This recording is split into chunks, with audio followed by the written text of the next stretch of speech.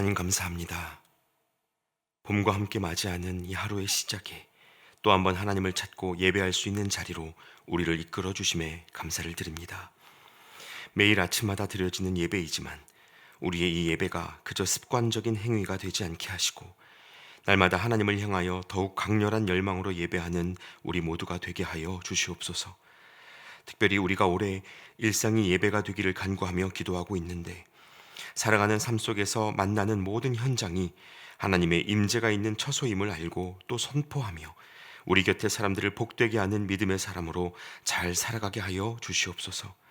무엇보다 우리 교회 지금 세대 교육부 아이들과 청년들의 마음 중심을 붙들어 주셔서 그들 모두가 젊은 시절부터 예배의 감격을 배우게 하시고 하나님을 사랑하는 아이들의 마음과 또 하나님께 드려진 그 부모님들의 신앙을 통하여 우리 교회 모든 성도님들의 가정이 성령으로 충만한 하나님의 집이 되게 하여 주시옵소서. 또한 하나님, 오늘은 지난주에 이어서 원더풀 시니어 학교 두 번째 모임이 있습니다. 하나님을 사랑하고 교회를 사랑하여 모이는 우리 어르신들께서 이 시간을 통하여 하나님의 선물과 같은 만남과 교제를 누리게 하시고 함께하는 모든 분들이 영육간에 더욱 강건해지실 뿐만 아니라 갈렙과 같은 청년의 심장을 가지고 매일을 살아내실 수 있도록 축복하여 주시옵소서.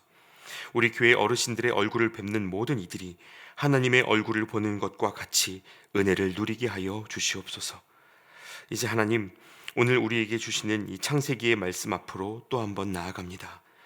익숙하게 알고 지낸 야곱의 이야기이지만 말씀을 새롭게 묵상하고 읽어 나갈 때 그 행간 안에 담긴 하나님의 마음을 발견하게 하시고 이 말씀이 우리의 심령을 쪼개고 살리는 하나님의 능력으로 경험되게 하여 주시옵소서.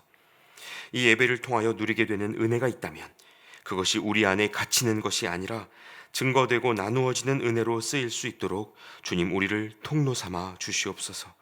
지금도 우리 곁에 계시며 말씀하여 주실 예수 그리스도의 이름으로 기도하옵나이다. 아멘. 이제 우리에게 주시는 하나님의 말씀 함께 보겠습니다. 오늘 하나님의 말씀은 창세기 29장 1절부터 20절까지의 말씀입니다. 창세기 29장 1절부터 20절까지의 말씀을 한 절씩 교독하시고 마지막 구절은 함께 읽겠습니다. 야곱이 길을 떠나 동방 사람의 땅에 이르러 본즉 들에 우물이 있고 그 곁에 양 세 떼가 누워 있으니 이는 목자들이 그 우물에서 양떼에게 물을 먹임이라. 큰 돌로 우물 아귀를 덮었다가 모든 떼가 모이면 그들이 우물 아귀에서 돌을 옮기고 그 양떼에게 물을 먹이고는 우물 아귀 그 자리에 다시 그 돌을 덮더라. 야곱이 그들에게 이르되 내 형제여 어디서 왔느냐? 그들이 이르되 하란에서 왔노라. 야곱이 그들에게 이르되 너희가 나홀의 손자 라반을 아느냐? 그들이 이르되 아노라. 야곱이 그들에게 이르되 그가 평안하냐? 이르되 평안하니라.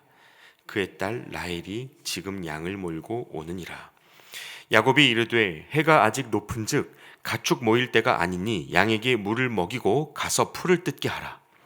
그들이 이르되 우리가 그리하지 못하겠노라. 때가 다 모이고 목자들이 우물 아귀에서 돌을 옮겨야 우리가 양에게 물을 먹이느니라. 야곱이 그들과 말하는 동안에 라헬이 그의 아버지의 양과 함께 오니 그가 그의 양들을 치고 있었기 때문이더라. 야곱이 그의 외삼촌 라반의 딸 라헬과 그의 외삼촌의 양을 보고 나아가 우물 아귀에서 돌을 옮기고 외삼촌 라반의 양떼에게 물을 먹이고 그가 라헬에게 입맞추고 소리내어 울며 그에게 자기가 그의 아버지의 생질이요 리브가의 아들됨을 말하였더니 라헬이 달려가서 그 아버지에게 알림해 라반이 그의 생질 야곱의 소식을 듣고 달려와서 그를 영접하여 안고 입맞추며 자기 집으로 인도하여 드리니 야곱이 자기의 모든 일을 라반에게 말하매 라반이 이르되 너는 참으로 내 혈육이로다 하였더라. 야곱이 한 달을 그와 함께 거주하더니 라반이 야곱에게 이르되 네가 비록 내 생질이나 어찌 그저 내 일을 하겠느냐? 네 품삯을 어떻게 할지 내게 말하라. 라반에게 두 딸이 있으니 언니의 이름은 레아요 아우의 이름은 라헬이라. 레아는 시력이 약하고 라헬은 곱고 아리따우니 야곱이 라헬을 더 사랑함으로 대답하되 내가 외삼촌의 작은 딸 라헬을 위하여 외삼촌에게 7년을 섬기리이다. 라반이 이르되 그를 내게 주는 것이 타인에게 주는 것보다 나으니 나와 함께 있으라. 야곱이 라헬을 위하여 7년 동안 라반을 섬겼으나 그를 사랑하는 까닭에 7년을 며칠같이 여겼더라. 아멘. 할렐루야. 여러분 잘 오셨습니다. 하나님께서 오늘도 우리를 이 예배의 자리로 불러주셨는데요. 하나님을 기대하는 마음으로 예배하면서 새 힘과 위로를 얻는 시간 되시기를 소망합니다. 여러분, 사람을 만나는 데에는 언제나 타이밍이 참 중요합니다. 누구를 어떤 시점에 만나느냐에 따라 삶의 방향이 달라집니다. 학생 때는 좋은 친구와 선생님을 만나는 게 중요하고, 또 청년 때에는 믿음의 동역자, 선후배를 만나는 게 더 중요해집니다. 또 성인이 돼서 삶의 자리가 어느 정도 고정되고 나면 그때부터는 새로운 만남 자체가 주어지지 않는 경우도 많아서 또 다른 공동체에 몸담고 또 귀한 사람들을 만나는 것이 하나님의 인도하심이 없이는 좀 어려운 일이 됩니다. 그래서 인생의 시간마다 하나님께서 좋은 만남을 허락해 주시기를 우리가 늘 기도하면서 살아가죠. 오늘 본문 속에서 야곱에게도 이렇게 만남에 대한 하나님의 인도하심이 필요한 시기가 됐습니다. 이삭과 리브가가 권면한 대로 외삼촌 라반의 집으로 출발을 했기 때문에 하나님께서 그 모든 과정을 순적하게 이끌어 주셔야 하는 때였습니다. 그리고 이제 말씀은 이제 야곱이 드디어 밧단 아람에 속한 하란 근처로 도착했다고 알려줍니다. 여러분, 이때 야곱의 목적지인 밧단 아람은 지금으로 말하면 행정구역상 경기도와 같은 도에 해당하고요. 그 안에 있는 하란은 남양주, 하남 같은 시라고 말할 수 있습니다. 어제 말씀드린 대로 이삭의 집이 있었던 브엘세바에서는 900km 정도 떨어져 있는 곳입니다. 처음 출발할 때는 여기까지 어떻게 가야 할지 너무 막막했을 텐데 광야에서 잠들었을 때 꿈으로 찾아와 주신 하나님 때문에 야곱이 그 마음으로는 한결 힘을 얻은 상태였을 겁니다. 자, 그런데 문제는요, 외삼촌 라반이 정확하게 어디에 살고 있는지 아는 사람이 없었다는 겁니다. 알아볼 수 있는 주소가 있는 것도 아니고 지도도 없던 시절이었기 때문에 야곱도 그저 대략적인 방향만 알고 한 달 이상을 걸어온 것입니다. 그런데 본문은 이제 야곱이 하란에 도착했다라고 이야기하는 것입니다. 여러분, 이게 무슨 뜻일까요? 더 이상 갈 길이 없었다는 것입니다. 운전을 하다 보면요, 아직 목적지가 눈에 보이지 않는데 내비게이션이 목적지에 도착했습니다 라고 하면서 스스로 종료돼 버릴 때가 있죠. 지금 이게 바로 그런 상황입니다. 그래서 야곱의 입장에서는 제일 막막한 순간인데 여러분, 바로 이때부터 하나님이 준비하신 일들이 새롭게 보이기 시작합니다.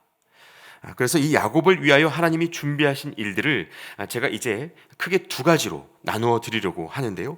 먼저는 하나님이 야곱의 걸음을 한 우물이 있는 들판에 닿게 하셨습니다. 사실 당시에 그 지역 사람들은요, 대부분이 목자로 양을 치면서 살던 목축업 종사자들이었기 때문에 정기적으로 우물이나 천을 찾아서 양떼에게 물을 먹여야 했습니다. 그런 상황을 생각해 보자면 어떤 정보를 얻기에 가장 최적화된 장소가 바로 우물가죠. 과거 조선시대에 어떤 고을의 정보를 얻으려면 그 마을 빨래터에 가야 했던 것과 마찬가지입니다. 그런데 그런 우물을 야곱이 발견하게 된 것입니다. 우연처럼 보이지만 하나님의 인도하심이죠. 사람들을 만날 수 있는 새로운 가능성이 열린 것인데 아니나 다를까 말씀해 보시면요, 그 우물가에 새 무리의 양떼가 모여 있었다고 합니다. 특이한 점은요, 그 목자들이 양떼에게 물을 먹이지 못한 채 우물 입구를 그냥 돌로 막아두고 있었다는 것입니다. 그 이유가 무엇인지 2절과 3절 말씀해 보시면요, 이는 목자들이 그 우물에서 양떼에게 물을 먹임이라 큰 돌로 우물 아귀를 덮었다가 모든 떼가 모이면 그들이 우물 아귀에서 돌을 옮기고 그 양떼에게 물을 먹이고는 우물 아귀 그 자리에 다시 그 돌을 덮더라 라고 되어 있습니다. 여러분, 이게 무슨 말이냐면요, 당시 목자들은 양떼에게 우물물을 아무 때나 줄 수 없었습니다. 건기에는 워낙 물이 귀해서 그 지역 목자들이 다 같이 잘 살아가려면 물 관리가 필수적이었습니다. 그래서 목자들이 자기들만의 규칙을 만들었는데, 우물가에서 아무 때나 물을 주는 것이 아니라 양떼들이 다 모이면 그때 다 같이 물을 나누어 주는 방식이었습니다. 누군가 물을 독점하지 않도록 공평하게 분배할 수 있는 시스템을 만든 것이죠. 게다가 우물 입구를 그냥 열어두면 이 뜨거운 햇빛과 건조한 기후 때문에 물이 다 말라버리게 되고, 또 그 지역 짐승들이나 이 모래 같은 것들로 물이 더러워지기 때문에 깨끗하게 보호하기 위해서라도 평소에 그 입구를 돌로 막아두었던 것입니다. 그래서 이러한 이유들 때문에 거기 있던 양 무리의 목자들이 다른 양떼들이 도착할 때까지 그냥 그 주변에서 기다리고 있었던 것입니다. 자, 그런데 바로 그런 상황 속에서 야곱이 그들에게 가서 이렇게 말을 건넵니다. 야곱이 그들에게 이르되 너희가 나홀의 손자 라반을 아느냐? 그들이 이르되 아노라. 야곱이 그들에게 이르되 그가 평안하냐? 이르되 평안하니라. 그의 딸 라헬이 지금 양을 몰고 오느니라. 여러분, 정말 신기한 일 아닙니까? 라반을 아느냐고 물었는데 그들이 알 뿐만 아니라 지금 그의 딸이 양을 몰고 오는 중이라는 것입니다. 야곱이 더 이상 길을 찾을 수 없을 때 우물이 우연같이 눈앞에 들어오고, 그렇게 만난 사람들에게 라반에 대해 물었는데 하나님이 준비하신 라헬과의 만남이 다가오고 있다는 사실을 야곱이 알게 된 것이죠. 여러분, 믿음의 길이란 게 이렇습니다. 우선 하나님과 동행하는 길이어도 어디로 가야 할지를 모르는 순간을 언제든지 만날 수 있습니다. 그러나 또한 그때부터 열리는 하나님의 길을 우리가 발견할 수 있습니다. 여러분, 그 하나님을 신뢰하며 걷는 믿음이 있으시길 바랍니다. 하나님을 신뢰하는 사람에게는 우연이 없다는 그 말의 고백이 저와 여러분 모두의 간증이 되실 수 있기를 바랍니다.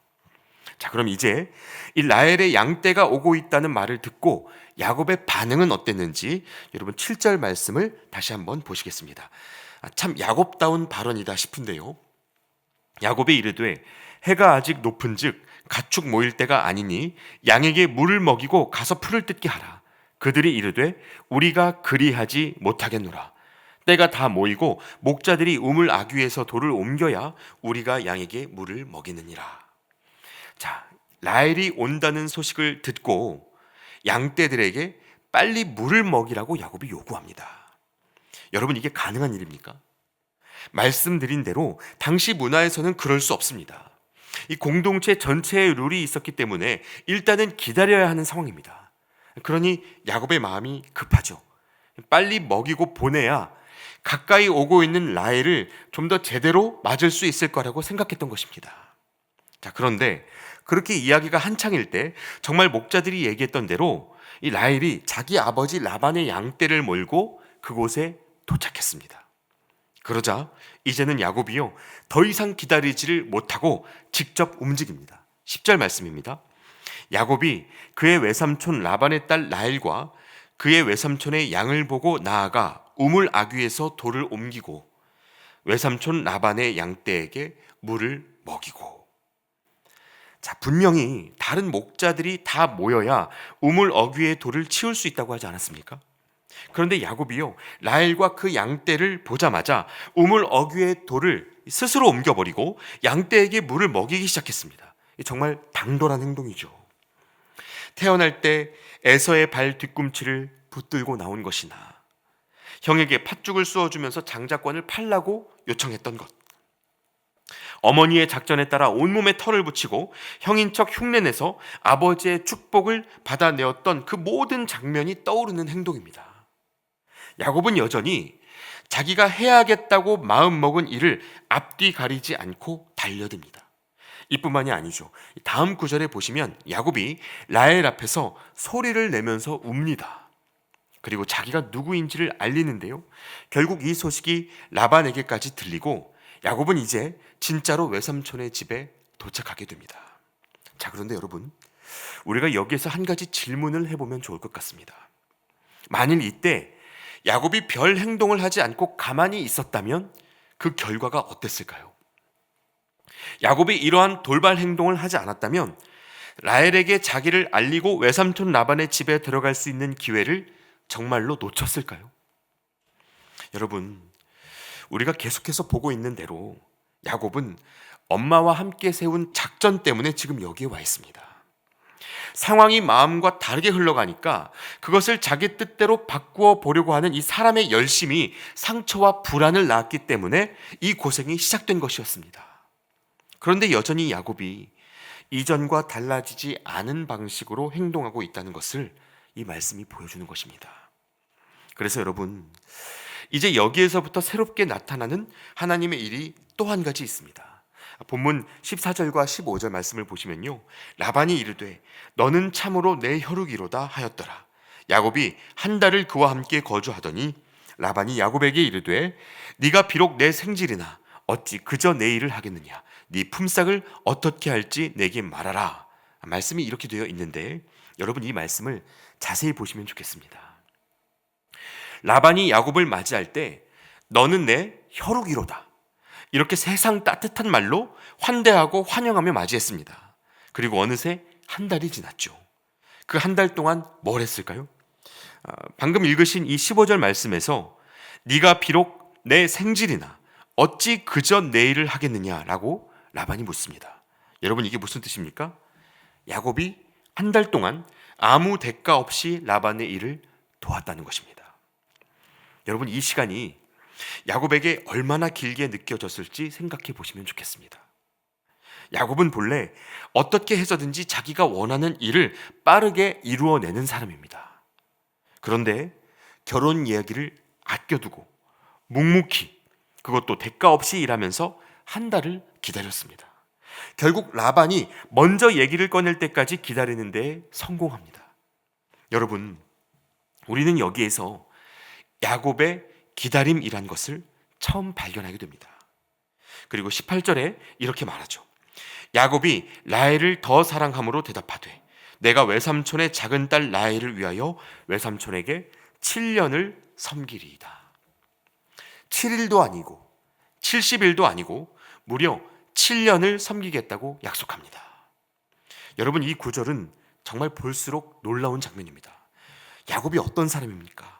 지금까지 야곱은요, 속여서 빼앗는 사람이었지 기다려서 얻는 사람이 아니었습니다. 그런데 7년을 섬기겠다. 어떻게 이런 이야기를 하게 됐을까요? 야곱이 어떻게 이 기다림을 스스로 시작할 수 있었는지 새 한글 성경이라는 이 최신 성경 번역이 20절 말씀을 이렇게 기록하고 있습니다. 야곱은 라헬을 아내로 맞으려고 7년 동안 일했다. 7년이 그에게는 며칠 같았다. 라헬을 사랑했기 때문이다.